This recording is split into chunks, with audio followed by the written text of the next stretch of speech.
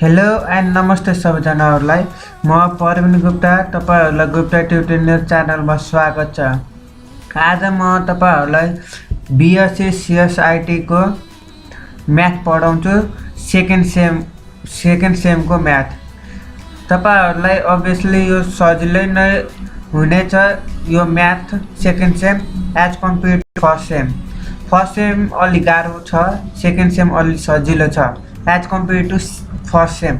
So यो भिडियोमा म तपाईहरुलाई कन्सिस्टेन्ट र इनकन्सिस्टेन्ट लिनियर इक्वेसन भनेको के हो तपाईहरुलाई पढाउनु छु र BSC.CSIT म्याथ को च्याप्टर 1 पढाउनु छु तपाईहरुलाई। Linear equation in linear algebra भन्ने टपिक छ जुन कि हाम्रो च्याप्टर 1 को टपिक रहेको छ। ल विदाउट डिले आज म तपाईहरुलाई स्टार्ट गर्न चाहे। यदि तपाईहरुले मेरो च्यानल सब्स्क्राइब गर्नु भएको छैन भने सब्स्क्राइब गर्नु होला र बेल आइकन प्रेस गर्नु होला। सो आज म तपाईहरुलाई वेट एकैछिन म यहाँ तपाईहरुलाई ल यहाँ हेर्न सक्नुहुन्छ मैले यहाँ पहिलेदेखि सेभ गरेर राखेको छु तपाईहरुलाई अप्ठ्यारो नहोस् भनेर। ल आजको टपिक चाहिँ च्याप्टर 1 छ linear equation in linear algebra भन्ने। पहिला सुरुमा कन्सिस्टेन्ट र इनकन्सिस्टेन्ट भनेको के हो भनेर पहिला डेफिनेसन हेरौँ। All system of linear equation is called consistent if it has single अथवा युनिक सोल्युसन। यहाँ हेर्न सक्नुहुन्छ मैले अन्डरलाइन गरेर राखेको छु। यति पोइन्ट तपाईहरुले बुझ्नु भयो भने यो सक्नुहुन्छ तपाईले। कन्सिस्टेन्ट भनेको के हो भन्दाखेरि सिंगल सोल्युसन अथवा युनिक सोल्युसन हुन्छ अथवा मेनी सोल्युसन हुन्छ अथवा इन्फिनाइटली सोल्युसन, धेरै त्यसको सोल्युसन आउँछ, त्यसलाई हामीले चाहिँ कन्सिस्टेन्ट भन्छ। इनकन्सिस्टेन्ट भनेको चाहिँ जसको सोल्युसन आउँदैन। आई होप तपाईहरुले यो डेफिनेसन बुझ्नु भयो होला। फेरि म तपाईहरुलाई भन्न चाहे कन्सिस्टेन्ट भनेको चाहिँ युनिक सोल्युसन अथवा सिंगल सोल्युसन अथवा मेनी अथवा इन्फिनाइटली सोल्युसन यहाँ हेर्न सक्नुहुन्छ। अनि अर्को इनकन्सिस्टेन्ट भनेको चाहिँ नो सोल्युसन, त्यसको सोल्युसन आउँदैन। यहाँ अर्को यहाँ इक्जाम्पल हेरिहाल। यो चाहिँ हाम्रो इक्वेसन रहेको छ x - 2y = -1 छ, यहाँ हेर्न सक्नुहुन्छ। अर्को चाहिँ x - 3y = -3। यहाँ हामीले 9 10 मा गरे जस्तो यहाँ छैन। सिम्पली यसलाई चाहिँ तपाईहरुले x y सल्भ गरेर भ्यालु निकालेर हुँदैन। यसमा हामी ब्याचलर पढ्ने स्टुडेन्ट हौं, हामीले अर्कै छुट्टै खालको गर्न सक्छौं। यो गर्ने उपाय चाहिँ धेरै छ। यहाँ एउटा चाहिँ यहाँ यो एक्जाममा जसरी लेखिन्छ तपाईहरुले त्यसरी म तपाईहरुलाई पुरा फुल ल्याङ्ग्वेज लेखाएको छु, यहाँ हेर्न सक्नुहुन्छ। पहिला सुरुमा चाहिँ द गिवन इक्वेसन आर भनेर मैले भने द गिवन इक्वेसन आर भनेर यो दुईटा इक्वेसन भयो, यहाँ हेर्न सक्नुहुन्छ।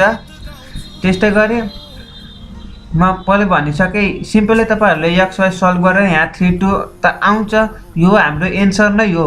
तर हामीले सिम्पली त्यसलाई x y सल्भ गरेर हुँदैन, हामीले चाहिँ अर्कै खाले सल्भ गर्नुपर्ने हुन्छ।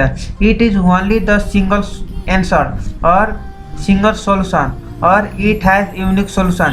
यो पनि हो, एउटा मात्र सिंगल सोल्युसन हो, युनिक पनि हो। तर हामीले अर्को खाले गर्दाखेरि कसरी गर्ने त त्यो म तपाईहरुलाई सिकाउँछु। सिम्पली यहाँ x भन्ने छ इक्वेसन फ्रम इक्वेसन आई बाट हेरौँ है त। x मा नै यहाँ हेर्न सक्नुहुन्छ -1 को -1 छ प्लस यो -2y यता जाँदाखेरि प्लस हुन्छ, अभियसली तपाईहरुलाई थाहा नै होला।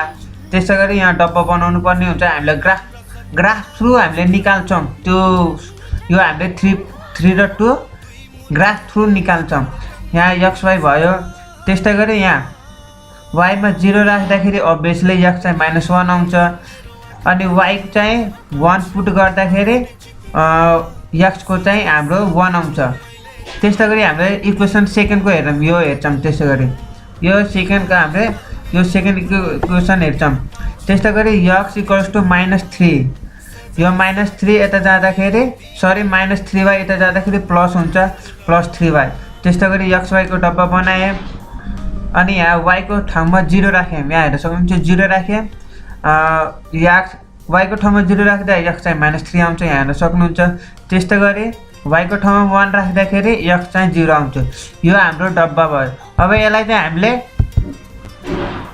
ग्राफमा प्लट गर्दा कसरी हेर्छौँ त त्यो पनि म तपाईहरुलाई देखाउँछु, चिन्ता नलिनु होला। म अर्को खोल्दे, यहाँ हेर्न सक्नुहुन्छ। ल अब यो हामीले ग्राफमा प्लट गर्छौँ। कुन यो इक्वेसन i को र इक्वेसन सेकेन्ड को हामीले ग्राफमा प्लट गर्दा यहाँ हेर्न सक्नुहुन्छ। यो पहिला इक्वेसन i को हेरौँ, -1 र 0, -1 र 0 अभियसली यहाँ पर्छ, तपाईहरुलाई थाहा नै होला। त्यस्तै गरी x एक्सिसमा 1, y एक्सिसमा 1, यहाँ हेर्न सक्नुहुन्छ 1 1 यहाँ पर्यो। यो चाहिँ हाम्रो इक्वेसन i को लाइन भयो। यो तपाईहरुलाई इक्वेसन i को लाइन भयो, यो हेर्न सक्नुहुन्छ। यहाँ माथि मैले इक्वेसन i को लाइन भनेर लेखेको छु। त्यस्तै गरी इक्वेसन सेकेन्ड को -3 र 0, यहाँ हेर्न सक्नुहुन्छ। यहाँ -3 र 0 परेको छ, हुन्छ। त्यस्तै गरी 0 र 1 अभियसली यहाँ हुन्छ।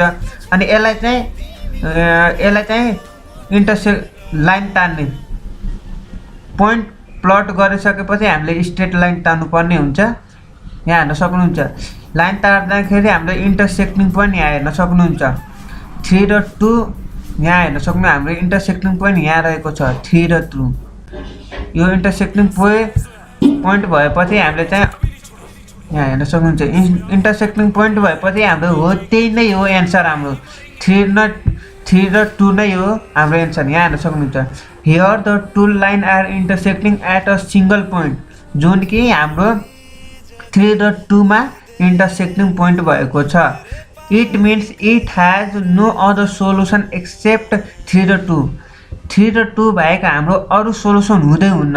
यहाँ हेर्न सक्नुहुन्छ। तपाईहरुले सिम्पली ग्राफबाट नै तपाईहरुले बुझ्न सक्नुहुन्छ। By the definition of consistency को डेफिनेसनले के भन्छ भन्दाखेरि युनिक सोलुसन अथवा मिनी सोलुसन अथवा सिंगल सोलुसन भयो भने त्यसलाई हामी कन्सिस्टेन्ट भन्छ।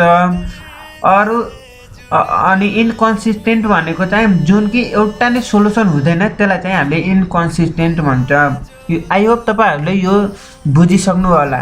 ल अर्को चाहिँ तपाईहरुलाई मैले यहाँ क्वेशन राखेको छु, जुन कि यो मैले यो पनि एक्जामको लागि इम्पोर्टेन्ट हो। र यो मैले तपाईहरुलाई गराए यो ग्राफको त्यो पनि इम्पोर्टेन्ट हो। तपाईहरुले यो चाहिँ सिम्पली यो प्र्याक्टिस गर्न सक्नुहुन्छ। त्यसको लागि मैले क्वेशन राखेको छु। आई होप तपाईहरुलाई यो भिडियो राम्रो लागेको होला। राम्रो लाग्यो भने साथीहरुलाई पनि शेयर गर्नु होला। यदि तपाईहरुले सब्स्क्राइब गर्नुभएको छैन भने मेरो च्यानललाई सब्स्क्राइब गर्नु होला। र thank you guys watching this video.